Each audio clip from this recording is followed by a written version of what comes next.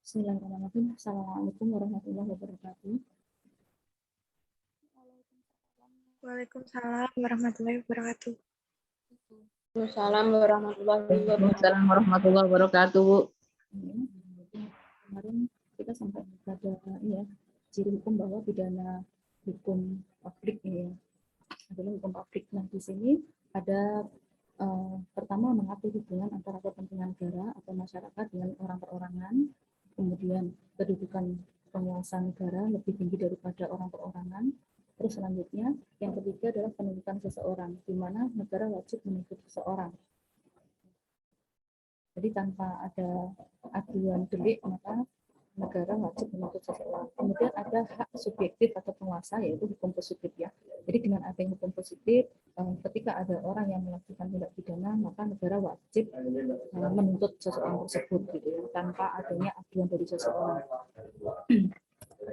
Kemudian sejarah perkembangan dari hukum pidana. Nah, di sini untuk sejarah perkembangan ini itu yang pertama adalah abad ke-5 tentang Leges Barbarorum. Jadi hukum pidana tertua di Eropa itu muncul pada abad yang ke-5. Jadi di Jerman ya, yang dikenal dengan istilah Leges Barbarorum. Kemudian selanjutnya abad pertengahan ya, tahun 1140 itu adalah hukum gereja. Jadi di sini sebelum kedatangan orang-orang Belanda di Indonesia itu pada tahun itu berlaku. Kemudian ada abad ke-18. Terus setelah itu masuk ke sistematika KUHP. Jadi hukum pidana Indonesia itu bentuknya memang tertulis ya, dikodifikasi dalam sebuah kitab undang-undang, kitab undang-undang hukum pidana. Kemudian perkembangannya itu banyak tertulis dan tidak kelihatan, tidak dikodifikasi juga. Jadi hukum pidana yang tertulis dan dikodifikasi itu terdapat di dalam kitab undang-undang hukum pidana yang berasal dari zaman pemerintah penjajahan Belanda. Kemudian kitab undang-undang hukum pidana atau KUHP itu terdiri dari 569 pasal. Bisa dilihat di sini ada sistematika dari KUHP, mulai dari buku 1 itu tentang ketentuan umum, terdapat di dalam pasal 1 sampai dengan 103 memuat tentang ketentuan umum. Kemudian buku 2 tentang kejahatan pada pasal 104 sampai dengan 488. Kemudian ada buku 3 tentang pelanggaran. Nah, ini adalah buku 1. Jadi di dalam buku 1 ketentuan umum itu ada beberapa yang dicakup dalam buku 1. Mulai dari lingkungan, jadi berlakunya norma-norma hukum pidana berdasarkan undang-undang, kemudian hukuman-hukuman, pembebasan, pengurangan dan penambahan hukuman, percobaan, kemudian turut serta melakukan pelanggaran pidana, konkursus, kemudian memajukan dan mencabut pengaduan bagi kejahatan-kejahatan yang hanya dapat dituntut atau pengaduan, kemudian hapusnya hak untuk menuntut dan hapusnya hukuman. Selanjutnya masuk ke buku 2 kejahatan. Jadi di sini ada 8 ya. 8. Ini ada 16 nih. Untuk kejahatan itu totalnya 20. Nah, di sini. Sampai sini. Jadi mulai dari kejahatan terhadap keamanan negara, kemudian kejahatan terhadap pemuliaan kepala negara, kejahatan terhadap negara yang bersahabat, kemudian kepala keluarga negara yang bersahabat, masalah penghinaan, pemalsuan di sini semua, penipuan, penganiayaan, kejahatan-kejahatan yang lainnya. Kemudian buku pelanggaran yang belum masuk. Buku pelanggaran yang belum masuk. Di sini mulai ada berapa titel ya? Ada 8 titel. Nah, jadi kalau menurut rancangan KUHP itu tahun 2006 ya. KUHP itu terdiri atas 2 buku. Jadi buku 1 itu memuat tentang ketentuan umum tadi, terus buku 2 itu memuat dengan tindak pidana. Jadi di sini ya nanti ini yang kemarin kita perputus itu, kemudian kita lanjutkan ke hukum adat. Ya.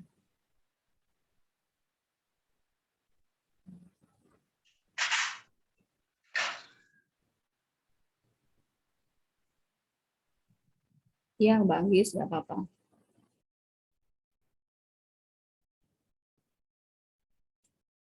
Baru dimulai Mbak Anggis, jadi nggak telat. Oke, ini ya, kita masuk ke sini.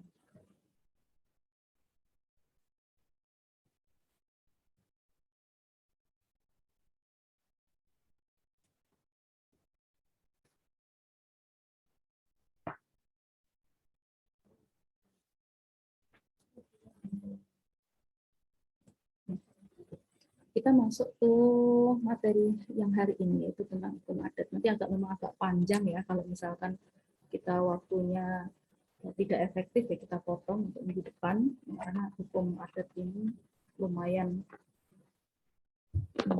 panjang untuk penjelasannya. Nah, kita mulai, kita masuk ke ini yang kita akan bahas ya, kan? Kita bahasanya banyak sekali hari ini. Jadi mulai dari posisi norma adat dan norma yang lainnya, kemudian istilahnya, kemudian penggunaan hukum adat, kemudian unsur-unsur pembentuk dari hukum adat, pengertian ada bentuk hukum adat, ya. Selanjutnya ada unsur-unsur hukum adat, dasar hukum berlakunya hukum adat, lingkaran hukum adat, kemudian hukum adat sebagai sumber hukum, kemudian struktur masyarakat adat, sampai dengan sifat masyarakat hukum adat. Nah, kita masuk ke pendahuluan, ya, posisi norma adat dalam norma lainnya.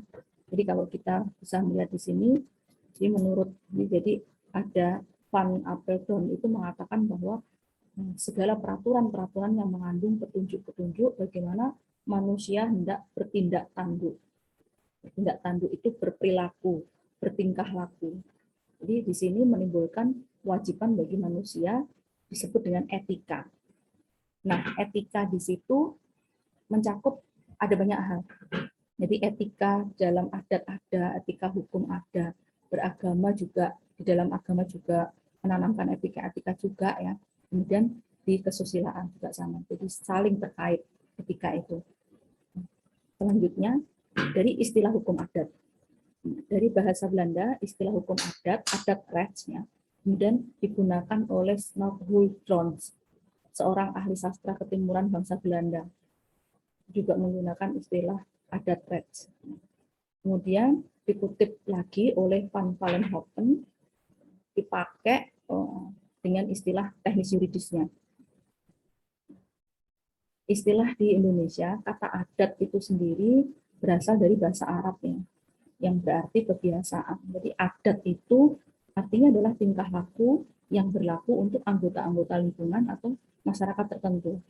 Makanya kalau adat itu tidak berlaku secara nasional karena ada wilayah-wilayah tertentu gitu ya yang menggunakan adat. Kemudian kita masuk ke pengertian hukum adat. Jadi di sini adat itu merupakan pencerminan ya, dari kepribadian suatu bangsa. Jadi bisa dikatakan sebagai penjelmaan dari jiwa bangsa yang cukup lama, bahkan berabad-abad. Ya. Jadi setiap bangsa itu mempunyai adat dan kebiasaan sendiri-sendiri. Satu dengan yang lain tidak sama. Jadi ketidaksamaan ini memperlihatkan bahwa adat atau kebiasaan merupakan unsur yang penting dalam pergaulan hidup bermasyarakat. Jadi adat istiadat itu atau disebut dengan kebiasaan yang sudah mentradisi, inilah yang menjadi sumber terbentuknya hukum adat atau hukum kebiasaan. Jadi ada yang menyebutnya hukum kebiasaan. Nah, untuk hukum Indonesia yang bersumber dari adat istiadat inilah yang kemudian disebut dengan hukum adat. Nah, sedangkan yang bersumber dari kebiasaan itu disebut dengan hukum kebiasaan. Adat istiadat adalah tingkah laku yang oleh dan dalam suatu masyarakat. Jadi dalam suatu masyarakat itu bisa jadi sudah ada, kemudian sedang berlangsung atau yang akan datang gitu ya. Jadi sudah sedang akan itu diadatkan gitu. Sudah diadatkan atau sedang diadatkan atau akan diadatkan. Nah, dibiasakan untuk dilakukan karena adat itu kan biasanya karena timbul perilaku pengulangan. Jadi karena merupakan perbuatan baik guna menjaga ketentraman dan kesinambungan hidup di antara sesama anggota masyarakat. Jadi adat istiadat itu bisa disebut dengan kebiasaan. Jadi hukum Indonesia yang bersumber dari adat istiadat disebut dengan hukum adat. Sedangkan yang bersumber dari kebiasaan disebut dengan hukum kebiasaan. Jadi di sini perbedaan antara antara kebiasaan dan adat adalah perbedaan asal. Jadi adat itu bersifat sakral. Sakral. Nah, ini adatnya bersifat sakral. Jadi berhubungan dengan atau bersumber dari tradisi rakyat Indonesia yang telah turun-temurun. Oke.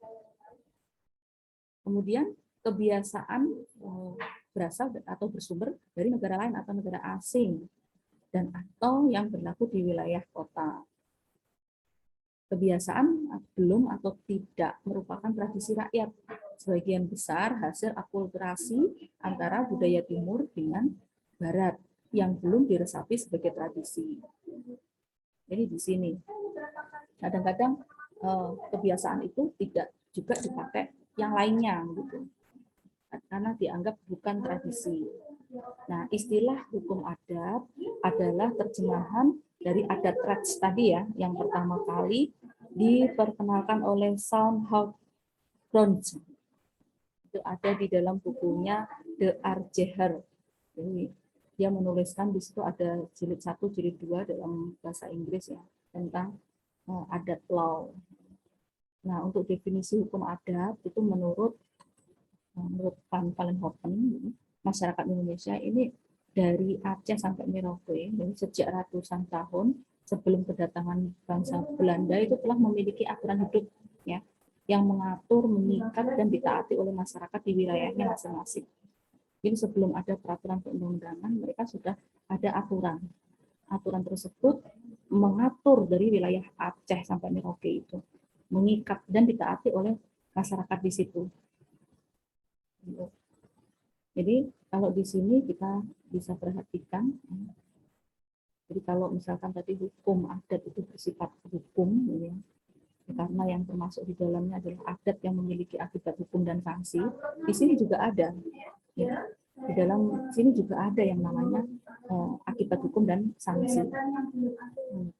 Cuman kalau zaman dahulu itu lebih hukumnya lebih sadis ya. Kalau kita mengenal memang ada sebab akibat, tapi kalau kita sudah masuk ke modern maka itu berbeda lagi nanti ceritanya. Jadi kalau dulu itu ibarat istilahnya orang membunuh istilahnya, itu ibaratnya darah dibalas dengan darah, nyawa dibalas dengan nyawa, begitu kalau ada ya, ini lebih sadis. Kalau sekarang insya Allah sudah mulai ada modernisasi. Jadi tidak lagi sebab akibat atau hukum alam seperti itu.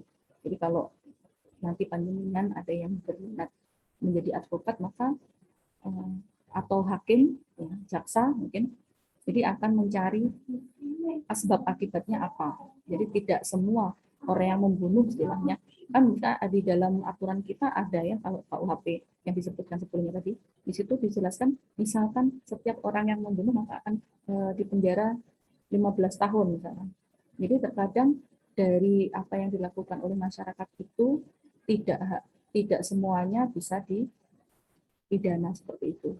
Semua sesuai dengan hukuman itu tidak, tapi dicari sebab akibatnya seperti apa. Tapi kalau dihukum alam gitu ya, hukum alam itu jauh masih belum ada tetap peraturan perundang-undangan, itu memang seperti itu, darah dibayar darah, nyawa dibayar nyawa dan sebagainya. Jadi memang saat itu masih sifatnya masih sederhana, masih kolot istilahnya, masih kuno. Baik, kemudian ada kepentingan bangsa. Di sini ada kepentingan bangsa, maksudnya apa? Jadi hukum adat itu diluputi oleh semangat kekeluargaan, di mana seseorang tunduk dan mengabdi pada aturan masyarakat secara keseluruhan.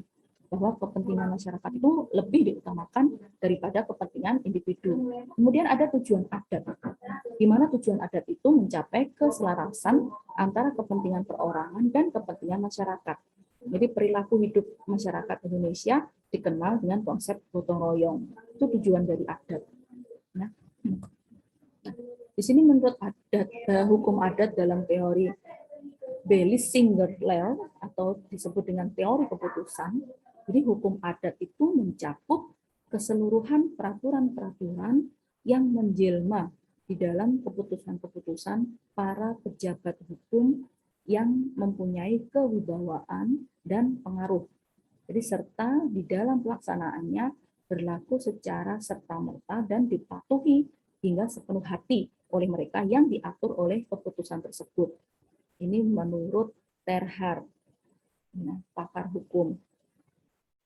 Kemudian menurut Supomo, jadi hukum adat dipakai sebagai sinonim dari hukum yang tidak tertulis, hukum yang hidup, hukum yang timbul karena putusan-putusan hukum, hukum yang hidup sebagai peraturan yang dipertahankan di dalam pergaulan hidup.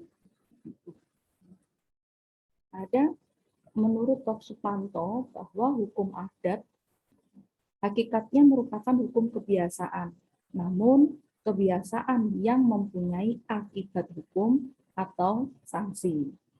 Oke. Menurut Van Vollenhoven, hukum adat adalah aturan-aturan perilaku yang berlaku bagi orang-orang pribumi dan orang-orang timur asing yang di situ pihak mempunyai sanksi gitu ya. Maka dikatakan hukum. Hukum itu kan pertama mesti ada aturan ya, peraturan, larangan, kemudian ada sanksi. Dan di lain pihak tidak dikodifikasi, maka dikatakan adat. Tidak dikodifikasi itu artinya tidak dibukukan. Selanjutnya unsur-unsur pembentuk hukum adat. Jadi dari mana hukum adat itu? Di sini ada unsur-unsur pembentuk hukum adat. Nanti di belakang juga ada lagi ya unsur-unsur. Nah ini teori, ada tiga teori.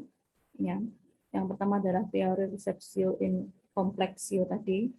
Ini ada Cornelis van Winter itu yang mengatakan. Kemudian dilanjutkan dengan Salomon Keiser, dilanjutkan dengan Van der Beek ini, nah, terus di bawahnya. Jadi ini mengatakan hukum agama Islam diterima secara keseluruhan oleh masyarakat sekitar yang memeluk agama tersebut. Jadi pada saat ini ada asal Belanda dulu. Kemudian ada teori receptio. Ini yang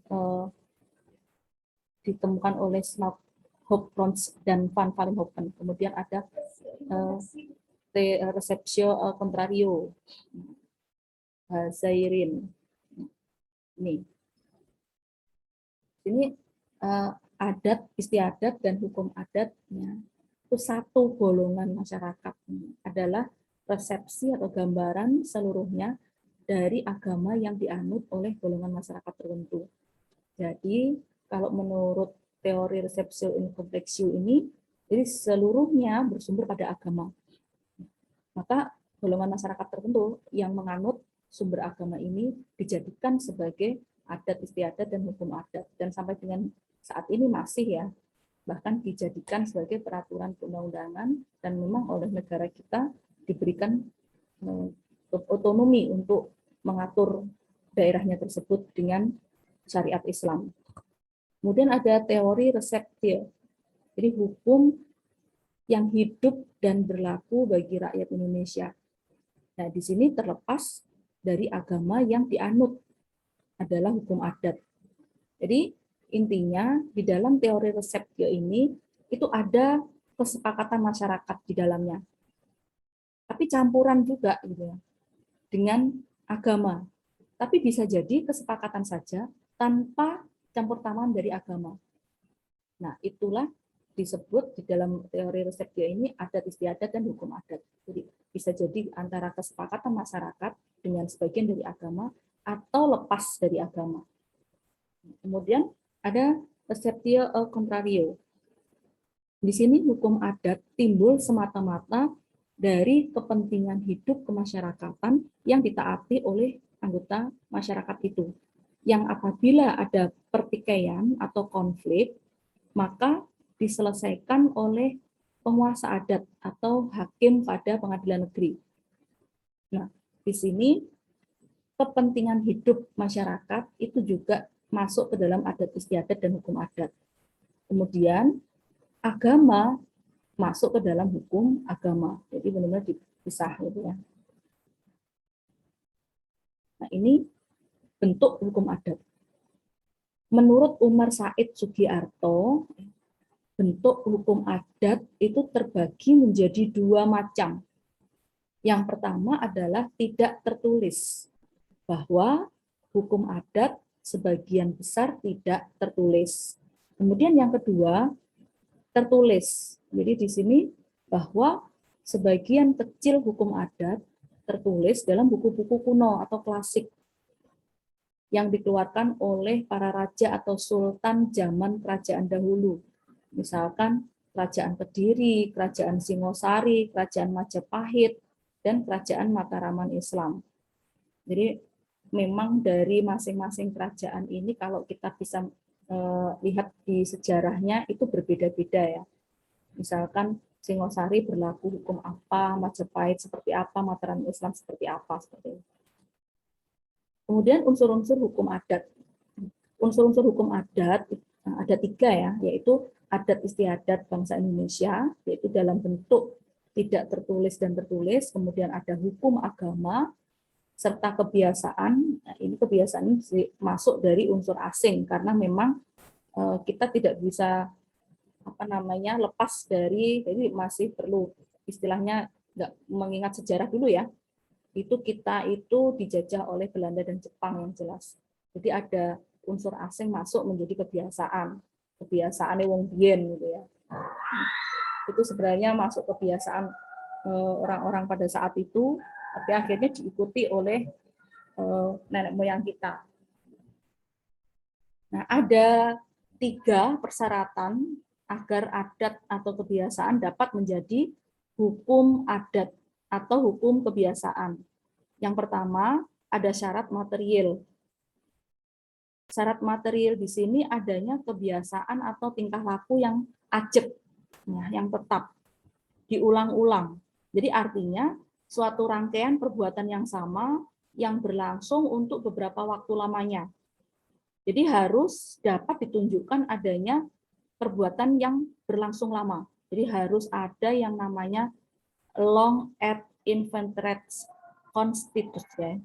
Jadi semacam kebiasaan yang berlaku setiap hari, kemudian diulang-ulang, ajek gitu ya, setiap kali ada istilahnya apa, kegiatan apa ya itu diulang lagi dan akhirnya jadi kebiasaan. Ya. Kemudian ada syarat intelektual. Syarat intelektual ini artinya kebiasaan atau adat itu harus menimbulkan keyakinan pendapat umum. Jadi seharusnya misalkan jadi inilah demikianlah seharusnya gitu. Jadi bahwa perbuatan itu merupakan kewajiban hukum. Nah, kebiasaan itu harus dilakukan karena keyakinan. Jadi bahwa hal itu patut secara objektif dilakukan, bahwa dengan melakukan itu berkeyakinan telah melakukan kewajiban hukum. Jadi seolah-olah kalau intelektual itu kan berarti pakai akal ya. Akal. Jadi kalau misalkan perbuatan itu dilakukan maka itu adalah kewajiban hukum. Kemudian yang ketiga itu adanya akibat hukum atau menimbulkan akibat hukum apabila adat atau kebiasaan itu dilanggar. Jadi kalau misalkan ada sebuah adat di dalam wilayah tersebut itu dilanggar, maka akan mengakibatkan akibat hukum. Kemudian selanjutnya adalah dasar hukum berlakunya hukum adat. Ada 3 ya dasar hukumnya itu, yaitu ada secara yuridis, secara sosiologis, dan secara filosofis. Secara yuridis ini dibagi menjadi 2, yaitu sebelum Indonesia merdeka, terdapat di dalam pasal 134 ayat 2, kalau terjadi perselisihan antara orang Indonesia asli yang beragama Islam, maka hakim akan mempergunakan hukum adat dan hukum agama untuk menyelesaikan perselisihan tadi. Kemudian yang kedua, yang B itu sesudah Indonesia merdeka. Di sini ada 4 yang mengatur. Yang pertama adalah pasal 1 aturan peralihan Undang-Undang Dasar 1945 yang sudah diamandemen. Kemudian ada pasal 104 ayat 1 di dalam Undang-Undang Dasar sementara 1950 yang berbunyi segala keputusan pengadilan harus berisi alasan-alasan, aturan-aturan hukum positif, dan aturan-aturan hukum adat yang menjadi dasar hukuman tersebut. Kemudian pasal 5 Undang-Undang Pokok Agraria Nomor 5 Tahun 1960. Di sini dicantumkan bahwa hukum adat sebagai dasar bagi hukum agrarian. Kemudian yang keempat, Undang-Undang Pokok Kekuasaan Kehakiman Nomor 19 Tahun 1964, Junto Undang-Undang Nomor 14 Tahun 1970, Junto Undang-Undang Nomor 35 Tahun 1999, Junto Undang-Undang Nomor 4 Tahun 2004.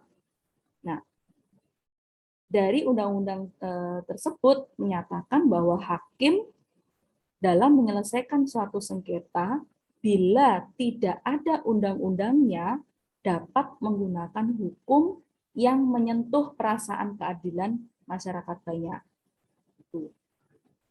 Kemudian setelah secara yuridis, yang kedua adalah secara sosiologis.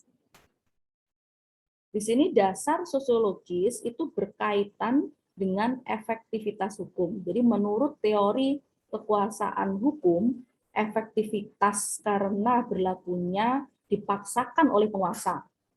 Jadi menurut teori pengakuan hukum efektivitas bila diterima dan diakui keberadaannya oleh masyarakat. Jadi dasar sosiologis berlaku hukum adat itu kalau menurut Suryono Sukanto, sebagian besar masyarakat Indonesia tinggal di pedesaan. Dan di pedesaan ini berlaku hukum adat sehingga secara sosiologis hukum adalah yang berlaku bagi masyarakat Indonesia. Jadi kalau kita mengkaitkan dengan norma-norma ya sebenarnya, nah ini di sini masuk ke dalam sini.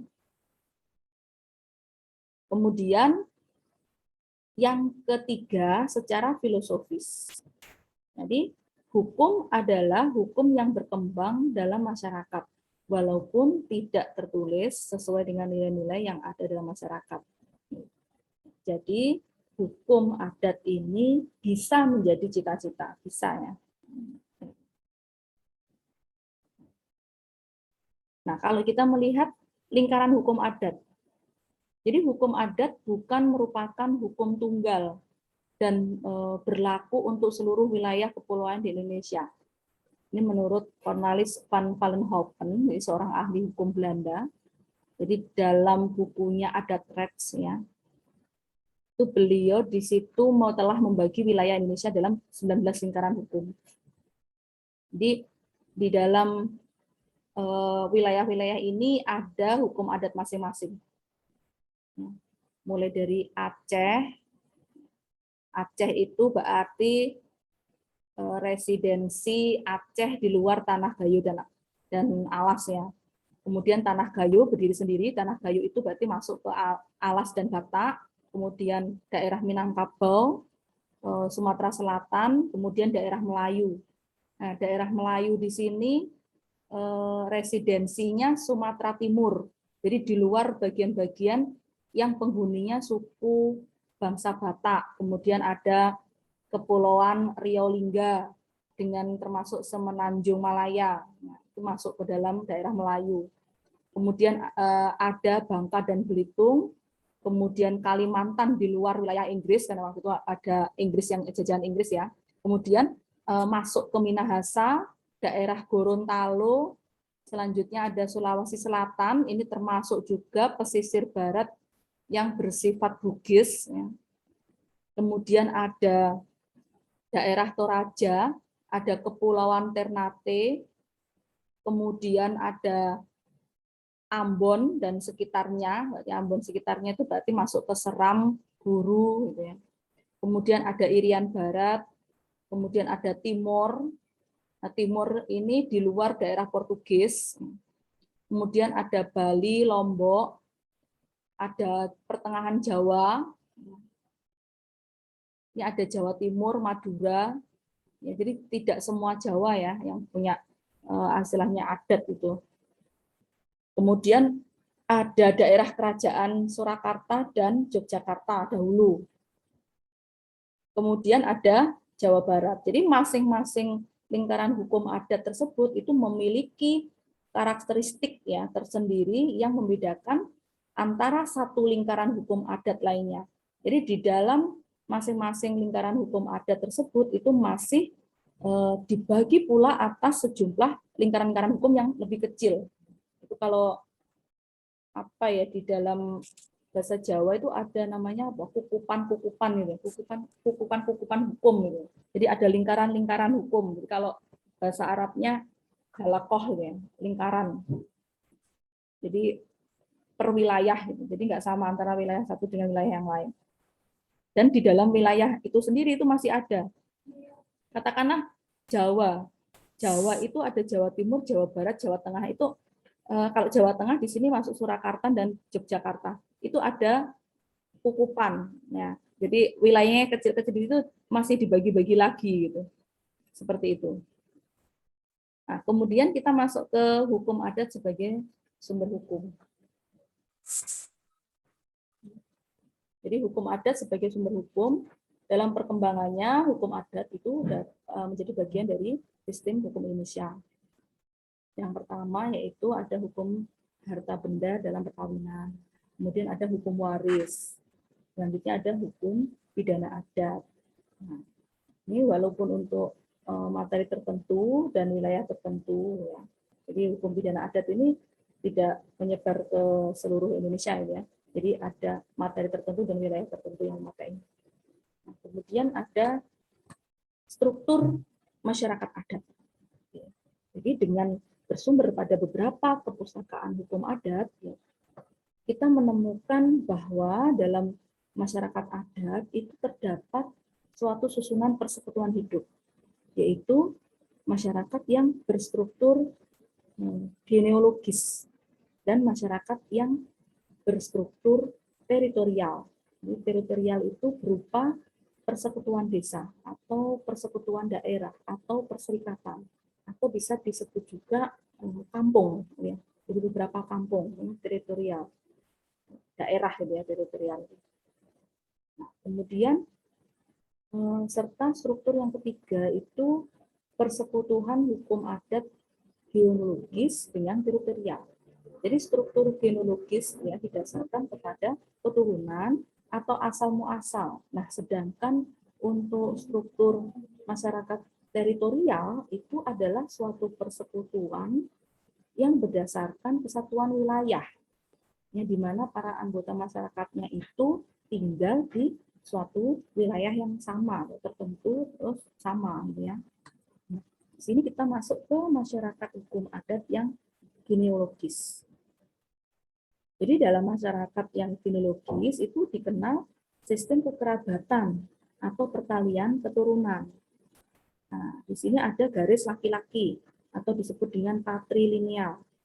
Jadi menurut sistem patrilineal itu para anggota keluarga yang berasal dari garis keturunan bapak ya. Kemudian sistem kekerabatan patrilineal itu menganut sistem perkawinan secara eksogen. Jadi di mana wanita yang dinikahi seorang laki-laki akan menjadi anggota atau masuk dalam kekerabatan suami. Jadi oleh karena itu dikenal dengan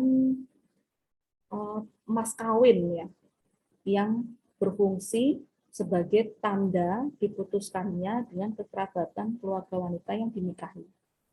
Jadi contoh ini ada di hukum adatnya Batak, kemudian Bali, Ambon. Kemudian yang kedua itu garis ibu atau matrilineal. Jadi dalam sistem matrilineal di para anggota itu berasal dari garis keturunan ibu. Jadi sistem perkawinannya itu menjemput, di mana pihak wanita yang melamar laki-laki dengan mas kawin yang berfungsi sebagaimana pada kekerabatan yang laki-laki tadi ya. Nah, dan kemudian laki-laki masuk dalam kekerabatan perempuan. Jadi ini contohnya di masyarakat Minangkabau mungkin kalau tidak salah. Nanti yang dari Humasmi yang dari Aru mungkin di situ ada adat sendiri mungkin seperti itu ya.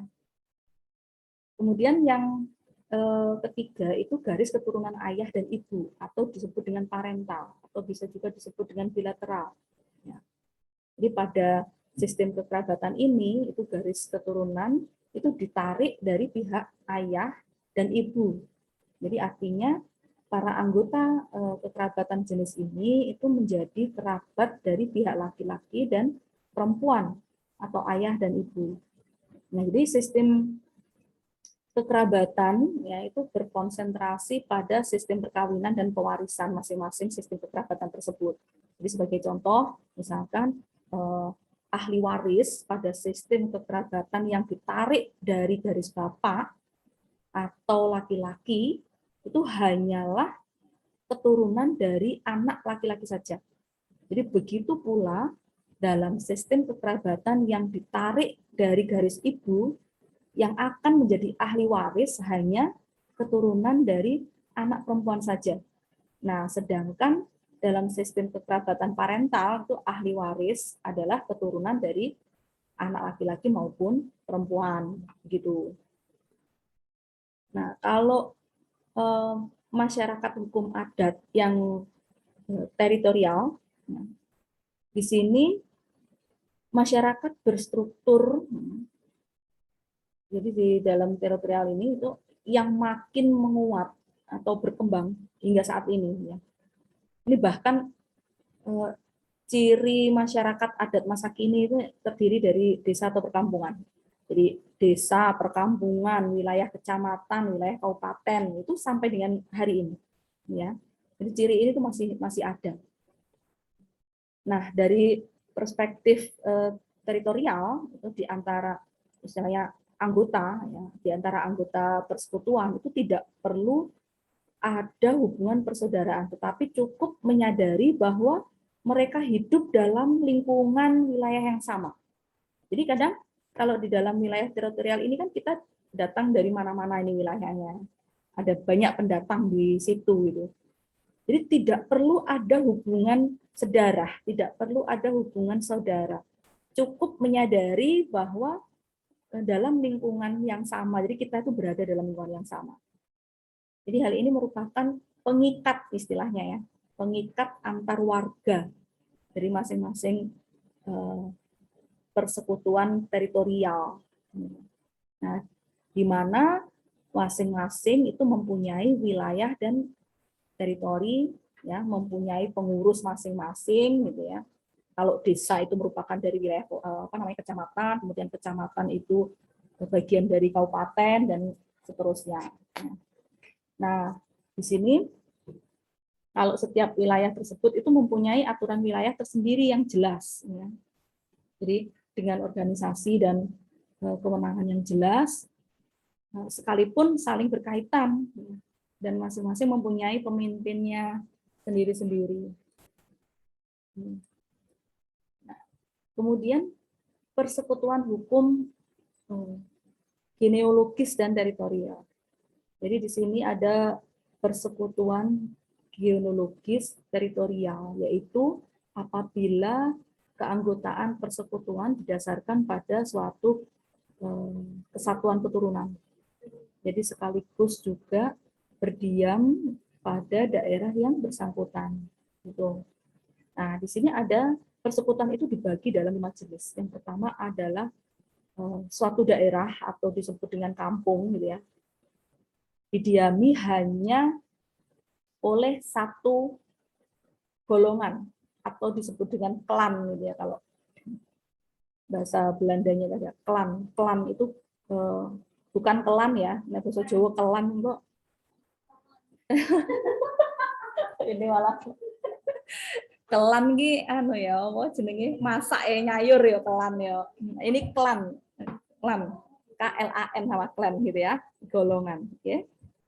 Nah, misalnya di pedalaman pulau-pulau gitu ya. Apa ya? Saya tuh sering bacanya Flores ya. Mungkin selain Flores itu ada yang istilahnya golongan-golongan lain. Wah, Indonesia itu luar biasa banyak yang Masya Allah.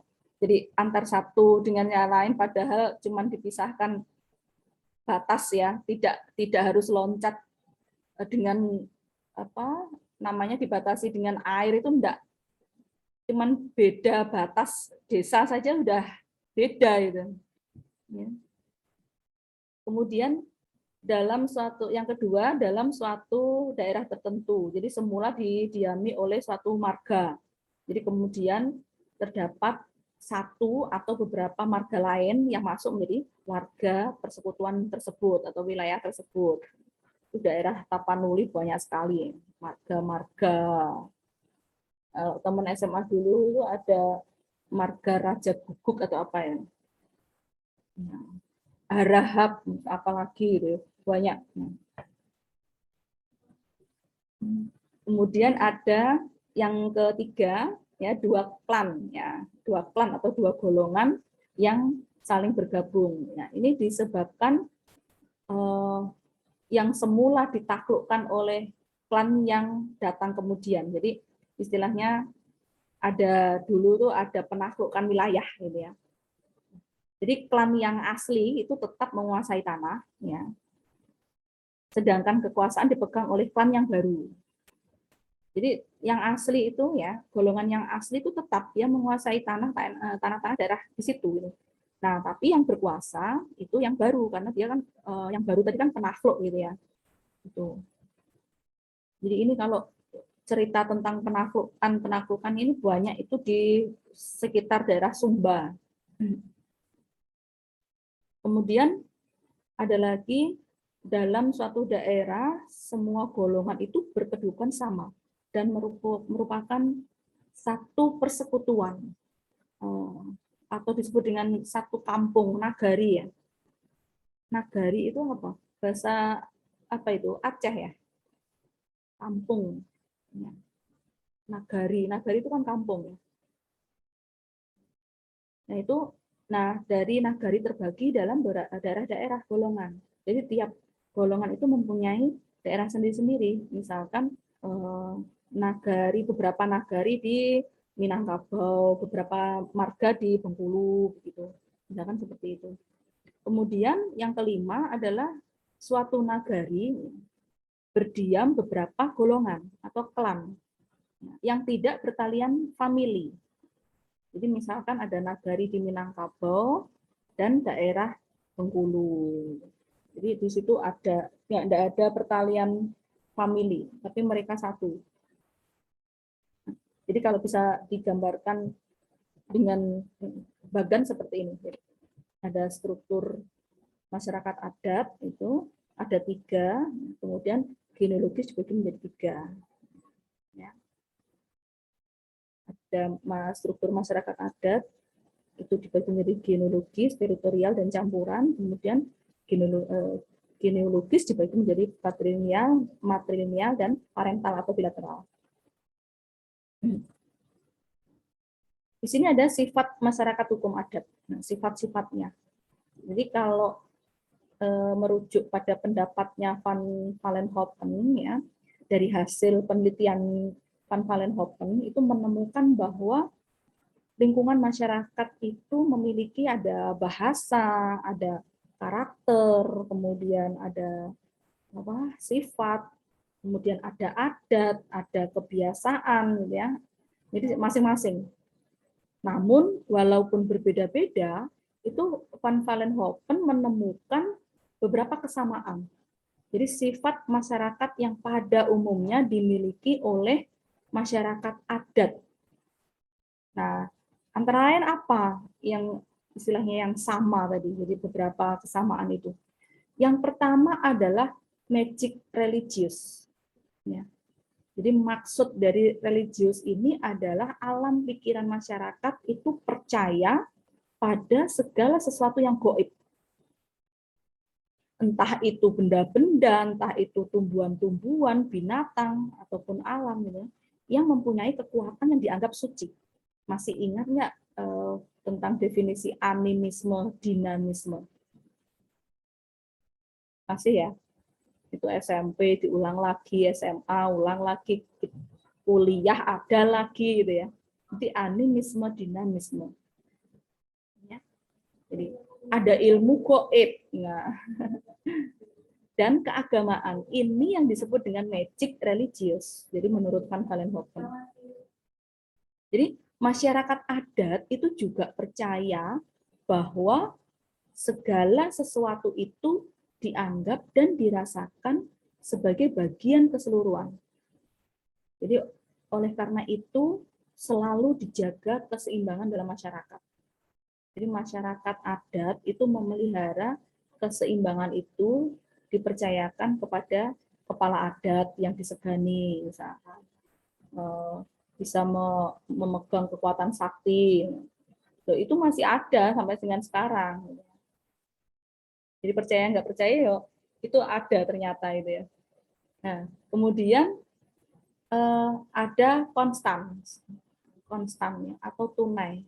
Jadi artinya suatu prestasi dibayar dengan tegen prestasi. Jadi pada saat yang bersamaan. Jadi dengan satu perbuatan yang nyata atau dengan suatu pengucapan. Jadi suatu tindakan sah. Emang kita juga beli, Bu.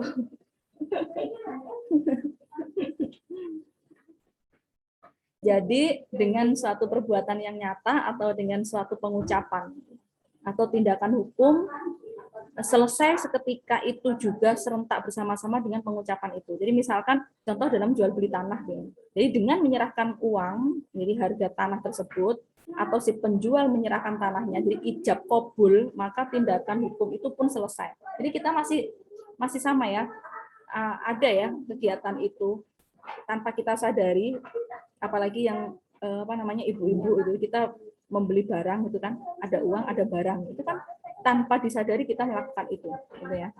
Dan penjualan sekarang itu sistemnya online malahan ya.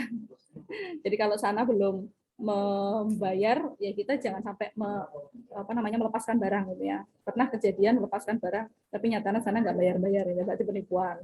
Makanya jangan itu dulu, dibiarkan ditunggu dulu dia sampai memberikan uangnya gitu ya. Kalau itu online, kalau yang dilakukan di masyarakat kita kan masih ada barang ada uang gitu ya.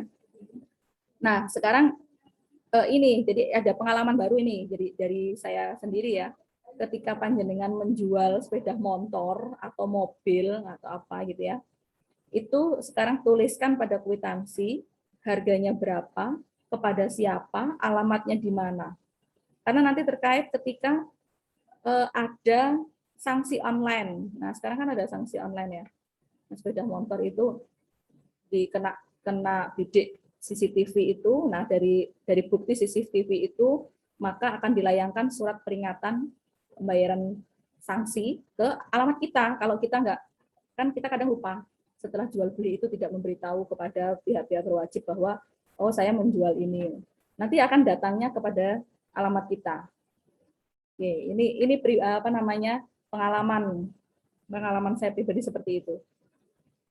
Jadi jangan lupa ke depan kalau panjenengan menjual sepeda motor atau mobil yang terkait dengan sanksi online, nah, jadi harus sigap ya.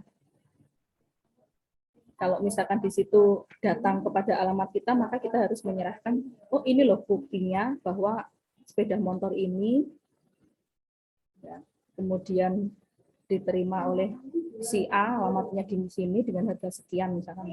Jadi jangan lupa seperti itu. Nah, kemudian yang ada konsep ya, ada konsep. Konsep itu artinya nyata atau terang.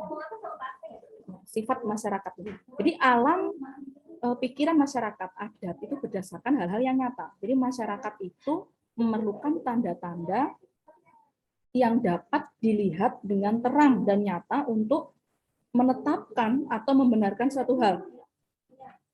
Jadi segala sesuatu itu harus dinyatakan di muka umum atau di hadapan kepala adat. Jadi hal itu ya dilakukan untuk memperoleh akibat hukum dalam perlindungan hukum. Jadi contohnya mengukur kedewasaan dilihat apakah ia sudah dapat hidup berdiri sendiri, mempunyai mata pencaharian sendiri, kemudian ikut serta dalam lembaga gotong royong dan sebagainya itu secara nyata. Jadi itu terkait dengan kiprah kita dalam masyarakat. Nah, kemudian patuh. Sifat patuh ini terlihat dalam hubungan para anggota persekutuan hidup ya dengan kepala adatnya. Jadi kepala adat adalah seseorang, jadi tempat bertanya, tempat mengadu, misalkan seperti itu. Jadi kepala adat juga mendapat kepercayaan, mendapatkan kepercayaan dari anggota masyarakat, gitu ya, sebagai seseorang yang menerima kekuatan-kekuatan sakti, mungkin bisa seperti itu. Ya. Makanya dia kalau ketua adat itu biasanya atau kepala adat itu biasanya dianggap dia sakti, dianggap dia bisa memecahkan persoalan, contohnya seperti itu. Akhirnya dengan begitu dia disegani dan ditakuti, dipatuhi, gitu ya. Nah kemudian sifat masyarakat hukum adat yang terakhir adalah komunal. Nah, ya jadi sifat komunal ya, sifat komunal ini artinya menganggap maaf saya diganggu ini. Jadi, menganggap setiap orang itu merasa sebagai anggota masyarakat. Jadi mereka tidak berdiri sendiri. Kepentingan keseluruhan lebih dipentingkan. Jadi kepentingan perseorangan terdesak itu oleh kepentingan umum. Jadi yang didahulukan adalah kepentingan umum. Ya, di kepentingan pribadi itu dikesampingkan. Jadi hak pribadi dijalankan dengan memperhatikan fungsi sosial. Jadi masyarakat itu terikat kepada sesamanya. Gitu ya.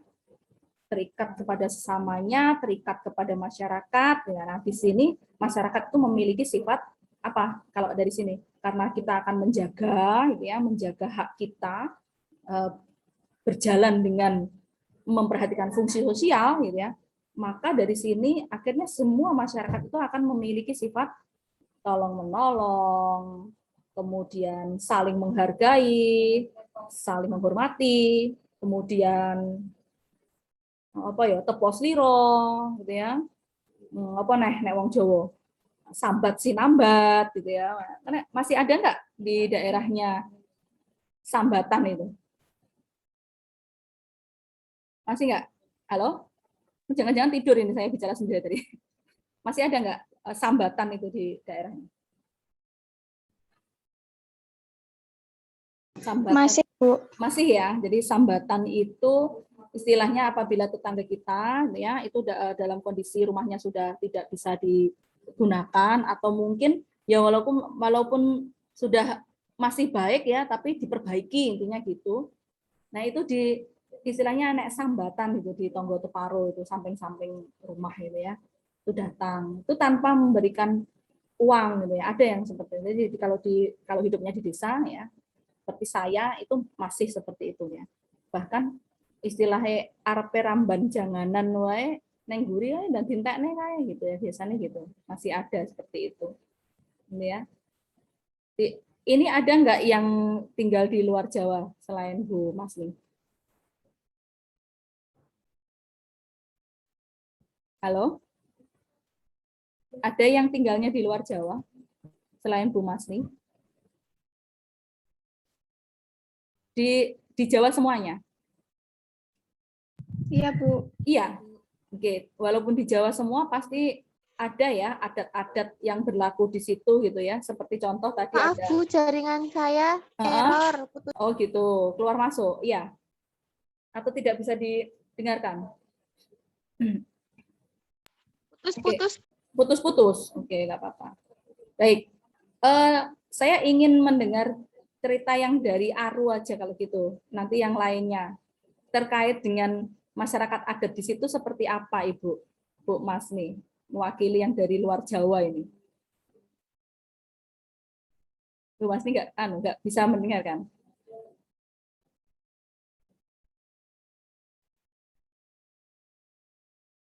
karena jaringan. Oke.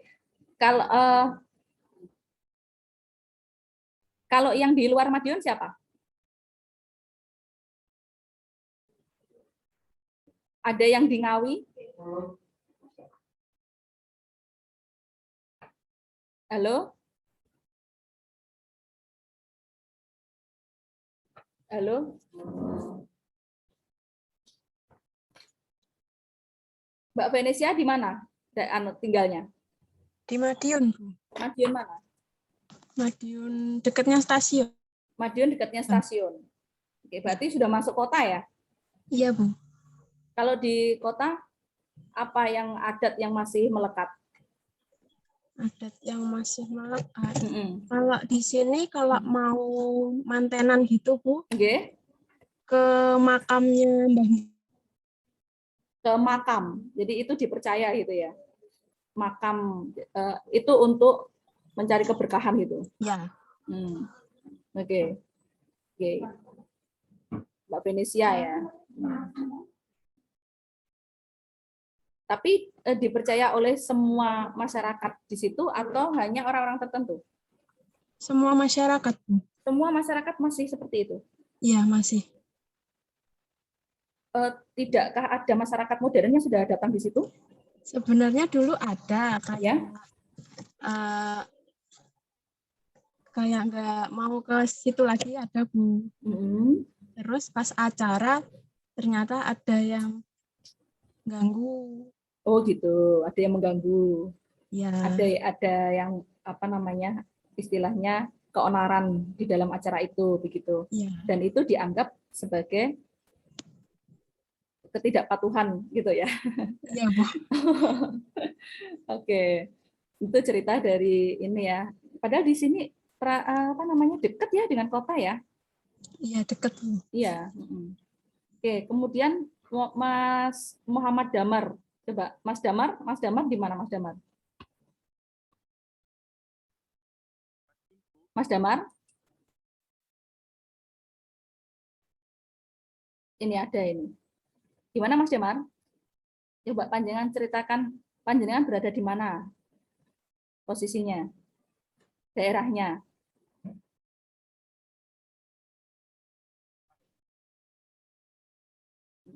Mas Damar ada sebenarnya ya.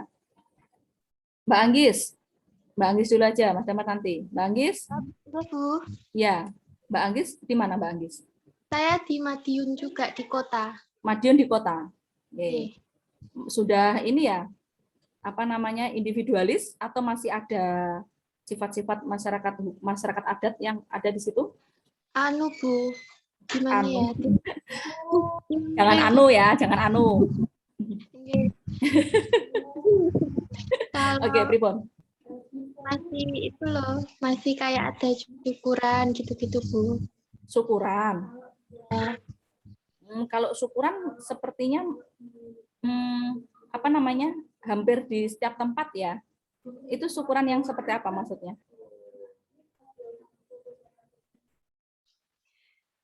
Apa ya? Soalnya di sini tuh lingkungannya agak tertutup gitu, Bu. Jadi ini saya kurang peka.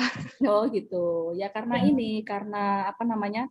Karena kota ya, jadi individualistisnya sudah tinggi ya dibandingkan dengan yang desa. Makanya antara satu dengan yang lain tertutup. Jadi tidak ada kegiatan-kegiatan secara komunal tadi ya. Ya, jadi Iya. ya cuma taunya ada syukuran, genduren. Gitu ya ya. Itu masuk ke dalam gotong royong, nggak apa-apa. Kalau Oke. seperti itu, iya. Nanti untuk niatnya mungkin sudah berbeda-beda antar orang dan keyakinan seseorang. Oke. Kemudian kalau Mbak Lovita, Mbak Lovita, Mbak Lovita hadir kah? Mbak Lovita,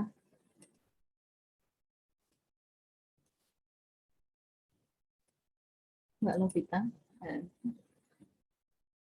Mbak Devi, Mbak Devi tinggal di mana? Di Madiun Kabupaten, Bu. Madiun Kabupaten. Mana? Iya. Di Sawahan. Sawahan. Bagaimana dengan di situ ceritanya? Ya, di sini masih seperti di desa pada umumnya sih, Bu. Yaitu tadi seperti kalau ada orang mau bangun rumah, sambatan kayak gitu masih ada. Oke. Baik, terima kasih. Selanjutnya Mbak Mas Ahmad Jauhar. Mas Ahmad Jauhar. Iya, silakan Mas.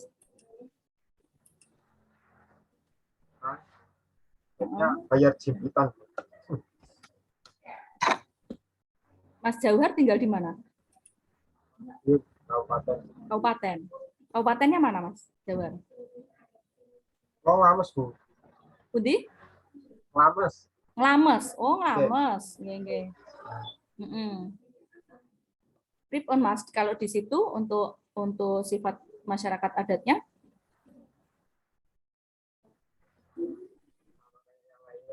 Bayar jimpitan. Masih kental ya? Sambatan masih ada. Untuk animisme dinamismenya sudah mulai berkurang. Ya, Bu. Ya, oke. Baik Mas Jauhar, terima kasih. Ada Mas Haikal Aziz, silakan. Mas Aziz. Mas Aziz. Haikal lagi vaksin, Bu. Kenapa? Haikal lagi vaksin, tadi suruh mengizinkan saya. Oh gitu. Oke. Mbak Cinta, lanjut Mbak Cinta. Mbak Cinta.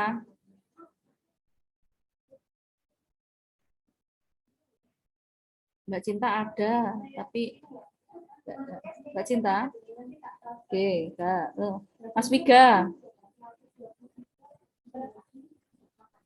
Mas Wiga Ardi. Hai.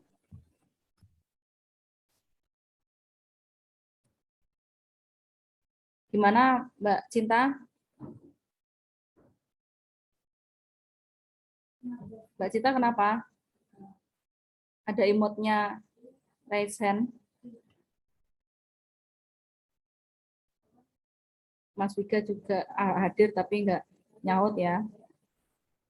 Ini Mbak Aulia.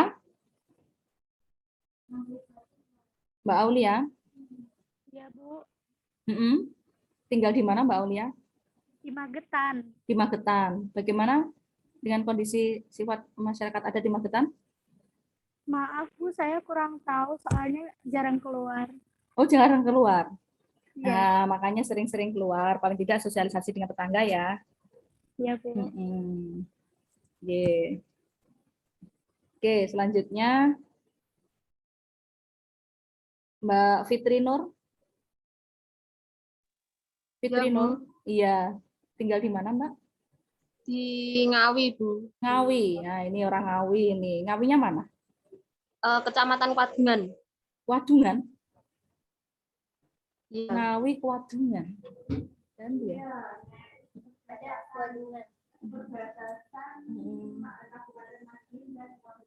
Oh. Iya, iya, iya. Jadi masih. Iya, iya, iya, iya. Kalau dulu waktu kuliah sering lewat situ, cuman kan nggak berhenti di situ, jadi nggak. Iya, tidur soalnya pas lewat. Nggih. Bagaimana Mbak di maaf situ? tadi mic saya nggak bisa. Ini sudah bisa kan? Ya. Ini sudah bisa, baru Mbak Fitri, keluar terus masuk lagi ke Zoom. Iya, Cinta, nggak apa-apa. Oh, walah, nggak apa-apa. Oh, ini Cinta. maaf ya Bu. Nggak apa-apa. Nggak apa-apa, Iya Cinta. tadi nggak bisa soalnya. Iya. Oke. Sebentar, balik ke Mbak Fitri Nur. Mbak Fitri Nur, di situ sifat masyarakatnya bagaimana? Nah, kalau di sini saya kan ini di desa ya, Bu. Iya. Kalau di sini tuh masih apa itu masih kental banget gitu loh, Bu, adatnya. Jadi biasanya kalau tanggal 17 Agustus itu diadakan bersih desa. Lah itu biasanya di tiap dusun kan ada kayak bunden atau sendang gitu, Bu. Lah itu biasanya nanti ngumpul di situ terus bawa panggang dari rumah masing-masing terus ada gendang kayak gitu, Bu. Nah, itu modelnya bersih desanya ditempatkan di mana? Di kantor desa apa nek wong Jawa nek punden? Di punden, Bu. Wah, di punden. Nggak ada yang Ya, merubah keyakinan, misalkan coba di tempat yang bagus saja, di lapangan apa pendopo desa begitu, nggak ada yang berani merubahnya. Oke. Assalamualaikum, Bu. J, Bu. Mungkin Marni. tadi enggak kedengaran waktu giliran saya, Bu. Oh gitu. Nggak apa-apa, Bu. Nanti ya apa Bu Masni. Bisa sekarang ya, Bu?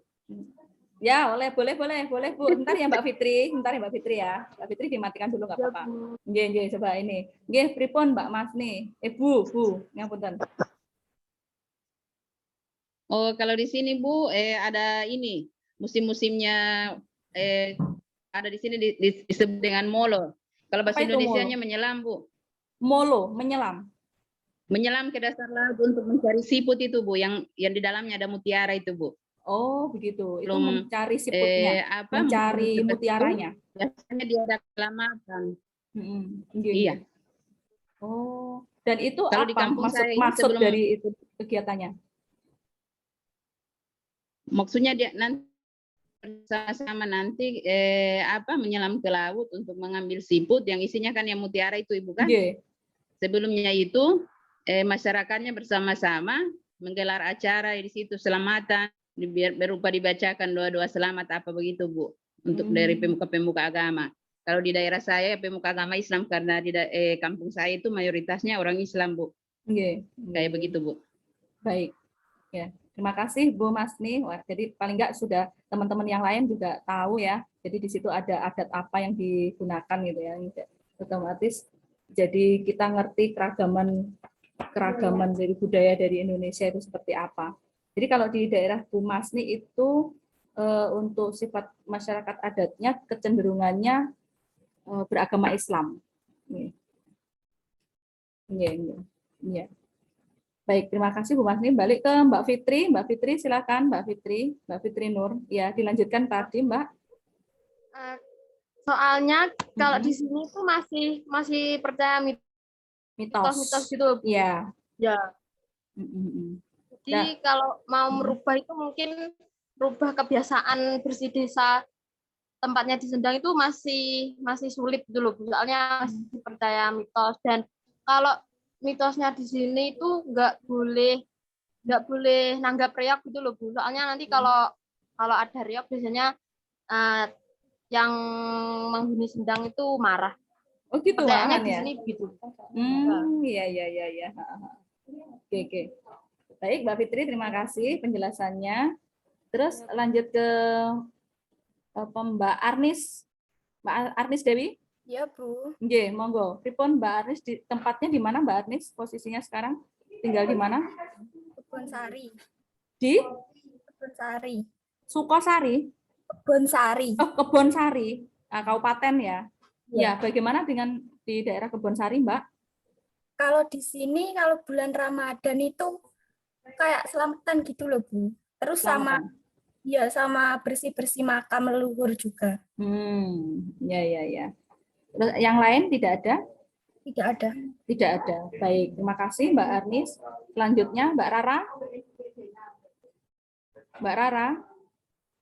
Ya, Bu. Nggih, Mbak Rara, pripun Mbak Rara tinggal di mana, Mbak? Tinggal di Jiwan, Bu. Agak dibesarkan sebentar, Mbak Rara. Mbak Rara, nggih, agak dibesarkan suaranya. Udah full, Bu. Nggih, tinggal di mana, Mbak Rara? Tinggal di Madiun, Madiun, Kabupaten. Kabupaten. Nggih, di mana? Di Jiwan, Bu. Jiwan. Nggih, Jiwan ya. Jiwan pinggir jalan ya, Jiwan ya. Oke. Nggih. Pripun di situ?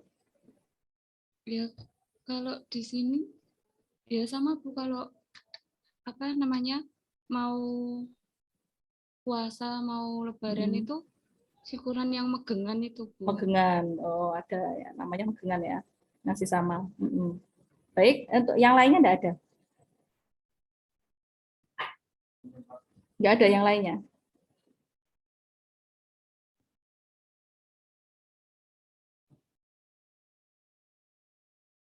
Terus lanjut kalau gitu. Mas Irsa Ahmad Fernandi. Mana? Ada? Enggak ada. Enggak ada. Oke. Bu Masni sudah. Mas Samudra Wijaya Kusuma. Halo, ya Bu. J. Mas Enggak, Samudra tinggal di mana, Mas Samudra? Di Perumnas Mojopurno. Perumnas Mojopurno. Ya, Masuk kabupaten ya, Mas ya? kabupaten. Nggih, Ya. kabupaten. Kalau di daerah Perumnas pripun, Mas? Apakah masih sifat masyarakatnya apakah masih sama seperti yang ada di desa? Kalau Perumnas kan apa namanya? Terkenal elitnya ya. Kalau Perumnas nggak ada Bu Nggak kayaknya. ada Kalau ya. di Mojopurno desa kemungkinan masih ada. Nggih. Iya, kalau Perumnas jarang-jarang ya. Kadang-kadang Ya. apa namanya? Yang dikenal cuma tetangga samping kanan kiri depan rumah itu kayak ya Mas, kadang-kadang itu Perumnas ya. Ya. Baik, kita lanjut ke Mbak Lestari. Saya tetangganya Jauhar, Bu. Oh gitu, pripon. Iya. Lah, Mas Damar tadi belum loh. Saya kok nggak menyampaikan ini ya, Mas Damar. Ya, Mbak Lestari di mana tinggalnya? Mbak Lestari? Mbak Lestari? Iya, Bu. Tinggalnya di mana? Tetangganya Jauhar, Bu, saya. Lah iya, tinggalnya di mana? Di Ngamas. Oh, Ngelamas juga. Iya. Oh, iya. Oke. Ngelamas tadi sudah ya. Mas Jauhar tadi. Mas Jauhar Ngelamas. Damar juga Ngelamas toh? Lestari, Bu. Oke, ternyata tetangga semua ya. Terus ke Mas Ilham Ramadhani. Mas Ilham mana Mas Ilham? Iya, Bu. Ya, Mas Ilham pripun Mas Ilham? Saya tinggal di Pacitan, Bu. Oh, tinggal di Pacitan. Wah, lumayan nanti Pacitan. kalau ke sana disediakan ya Mas ya, ikan asap ya. Pacitannya mana Mas? Mbak Menawan ini budekan sama saya mau jalan ke sana. Ngadirojo, Bu. Ngadirojo. Ngadirojo apa Ngadirojo? Hah? Ngadirojo. Ngadirojo. Wong yang punya adik anu ngengkel lah. Ngadirojo. Oke, kalau di situ pripun Mas untuk sifat masyarakat adatnya?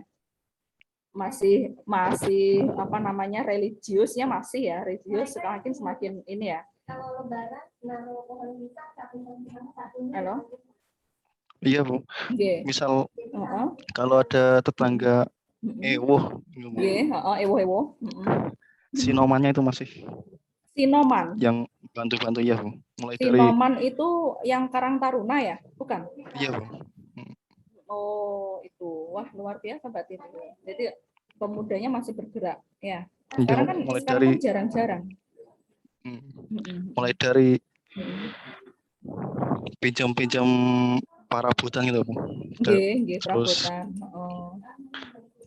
atur-atur. Atur-atur, ya, atur-atur ngaturi ya.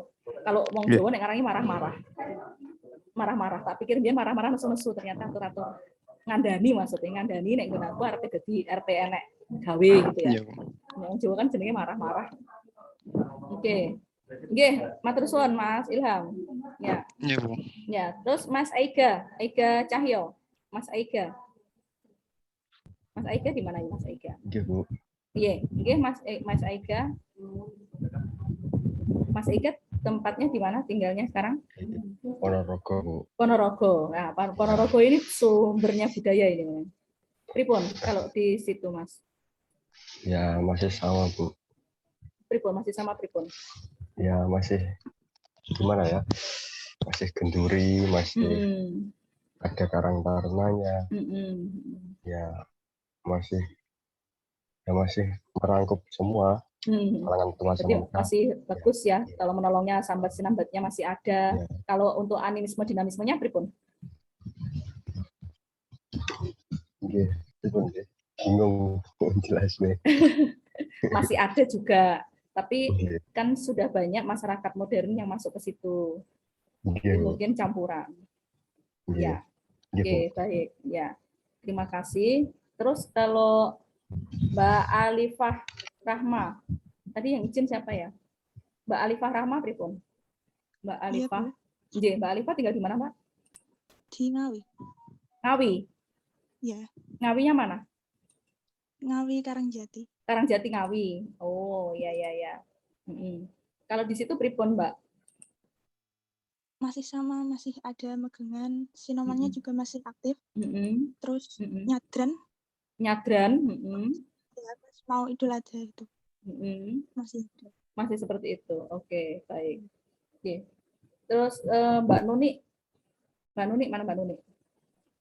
Saya Madiun Kota, Bu. Madiun Kota. Pripun kalau di Madiun Kota? Sama, kalau misalnya kayak mau ada acara nikahan itu biasanya takziah ke kuburan.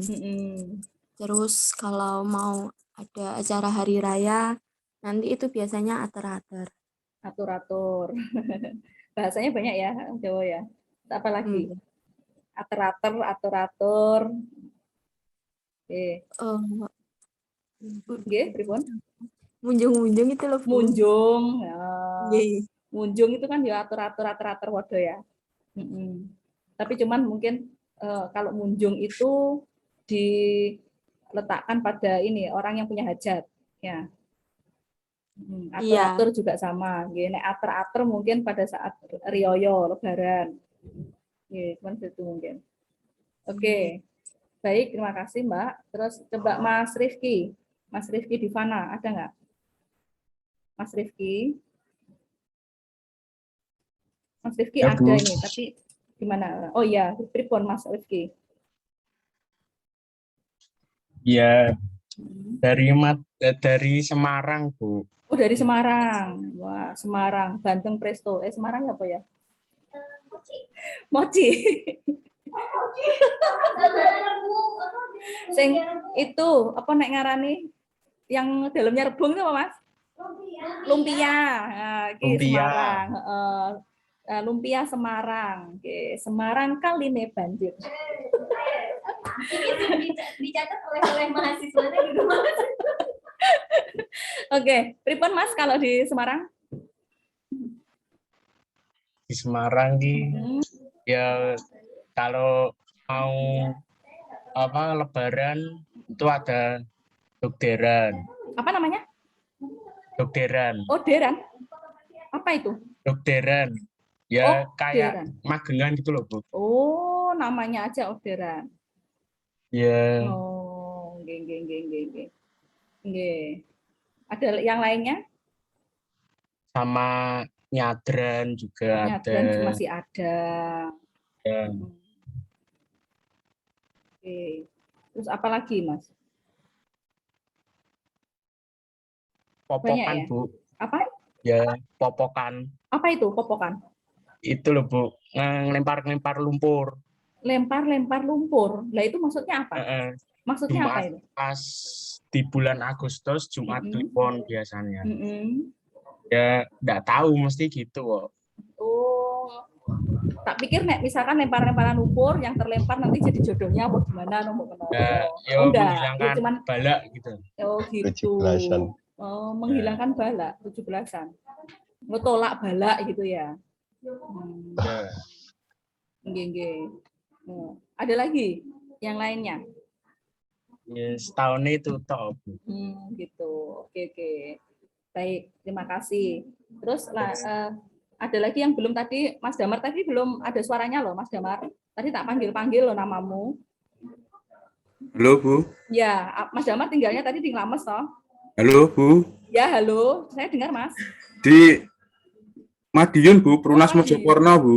Oh, alah. Ya. Itu sing Mojopurno sapa ya, mau? Mas Samudra. Duduk Mas Samudra mau Nggih. kene. Kalau di Perumnas itu pripun? Nggih sami, Bu. Kalih Sami. Mas Samudra niku. Gitu. Sama enggak bertetangga juga Nggih. ya? Ya tonggoan Thomas harus sampainya. Karo ngarepe mbok menawa nek nguncal-nguncali sambal pecel kan ya lumayan. Nggih. Ya. Ada lagi nggak yang lainnya tadi yang belum? Siapa ya, Pak? Ini kok ada cuma 19 ya? Harusnya 22. Nggih. Bu, wow, tugasnya sampun. Saya belum, Bu. Sinten.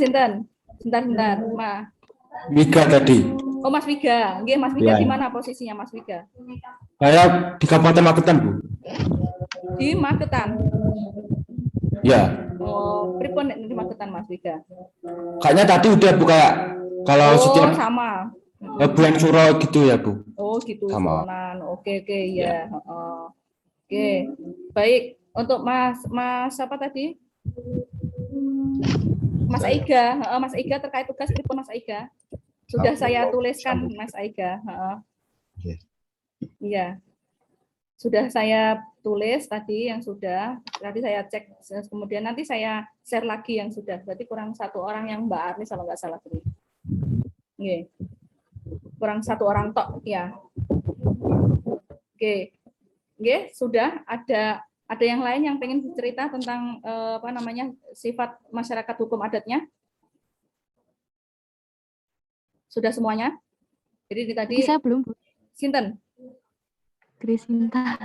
Mbak Cinta, ya Mbak Cinta yang di Mbak Cinta mau dipanggil Di- orang mau. Iya, Mbak Cinta di mana Iya, Bu, posisinya? tadi nggak bisa. Oh Di gitu. Kota Madiun. Nggih, pripun kalau di tempatnya Mbak Cinta? Ya, gitu aja, Bu.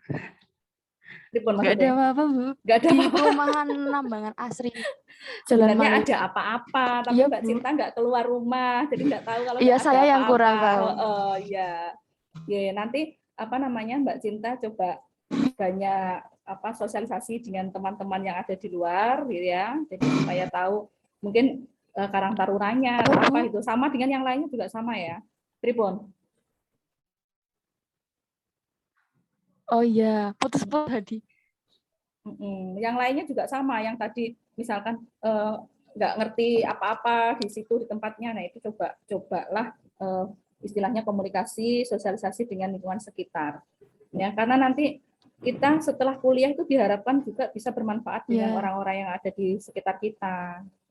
Ya, ini dari kalau kita tidak menampakkan diri ya siapa yang kenal dengan kita, begitu kan?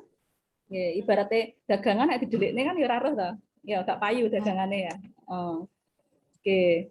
Jadi itu. Coba yang lainnya siapa ya yang belum ya? Tadi yang enggak ada Mas Rizky. Belum tadi. Sinten? Mbak Lovita. Mbak Lovita kemana tadi? Ada gangguan jaringan, Bu. Oh, Maaf. ya udah. Pripun Mbak Lovita? Mbak Lovita posisi di mana? Saya dari Ngawi. Ngawinya mana? Gereh. Gereh. Nggih. Gereh. Saya dengar Masa namanya. sama? Dengar namanya pengen maem karo anget-anget sego. Gereh. Oke, Gereh ya. Mbak Lovita di masyarakat adatnya di situ. Mbak Lovita. Iya. Pripun? Kalau Surau ada selamatan di perempatan itu loh. Oh, selamatan yang perempatan. Jenenge apa, Mbak? Enggak tahu namanya. Selamatan yang perapatan. Oke. Baik, ada yang lain enggak, Mbak? Udah. Oke, sekarang sudah banyak yang berubah ya karena sudah muncul masyarakat modern yang mempunyai kepercayaan secara agama dengan baiknya. Oke, yang lain sudah tidak ada. Baik, terima kasih. Ini tadi sudah disampaikan dari beberapa daerah ya, ada yang bersih desa, ada mengegengan, ada yang dari Alu tadi ada polo namanya, kemudian ada sinoman, ada nyadran, takziah, atur-atur, ater-ater, munjung, banyak ya. Kemudian ada orderan, ada popokan nggak bikin gaya popok ya, bayi dipopoki, ternyata lempar-melempar sebagai penolak bala itu ya. Kemudian ada surauan, ada selamatan yang perapatan, banyak sekali ya masyarakat adat kita ya, luar biasa. Nanti coba kita cari lagi yang daerah-daerah mana saja, kemudian fungsi kegiatan itu apa, nanti dibikin tugas ya. Oke. Baik, coba ini sekarang kita sudah selesai ya. Nah, berarti tidak dibagi menjadi 2, jadi besok berarti masuk ada lagi selanjutnya, besok itu membahas tentang hukum Islam ya. Baik, ini tadi berarti sekaligus saya sudah mengabsen dengan panjenengan semuanya memberikan komentarnya masing-masing ya, dan memperkenalkan kegiatan-kegiatan apa saja yang sudah ada di daerahnya terkait dengan sifat masyarakat hukum adat yang ada di daerahnya masing-masing. Nah, sekarang kita tutup materi hari ini. Tidak ada pertanyaan kan? Sementara belum ada ya? Belum ada. Nanti persiapan ya. Yang dari Ponorogo bawa apa, Semarang bawa lumpia itu ya. Datang ke sekolah, datang ke kampus. Kalau sudah dibuka. Baik, cukup sekian. Terima kasih perhatiannya. Ditutup dengan pantun, surya tenggelam di ufuk barat, dengan sang bulan tak pernah ketemu. Siapa hendak menuju akhirat, dia harus dengan ilmu. Gitu ya. Baik, sekian. Terima kasih. Assalamualaikum warahmatullahi wabarakatuh. Waalaikumsalam warahmatullahi wabarakatuh.